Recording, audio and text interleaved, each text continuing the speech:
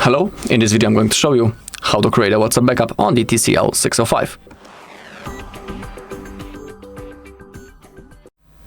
Alright, so let's begin. Let's open up our WhatsApp. Now, let's click on those three dots in the top right corner. And now, let's go into the settings. Now we need to click on the chats.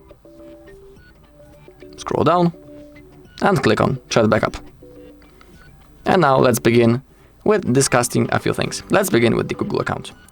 So in here, currently this Google account is selected, and on that account, our backup will be made and stored. I mean, in the cloud. So for example, if you want to restore the backup in the future, you'll need to be logged into the same Google account that you have selected right in here on your device. If you want to add another account, simply click on add.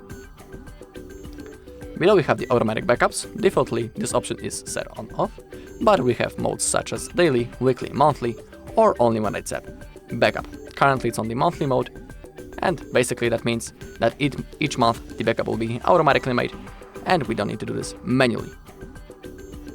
So it's really comfortable and convenient option. Below we have option to include the videos in our backup.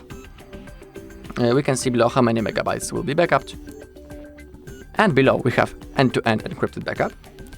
If we choose to turn it on, in here we can create a unique password that we will need to type in the future if we want to restore our backup. So if we choose to create it, we cannot forget it, otherwise we won't be able to restore our chats. Alright, once everything is discussed, all we need to do now is to click on this green button, backup. Now the process will start.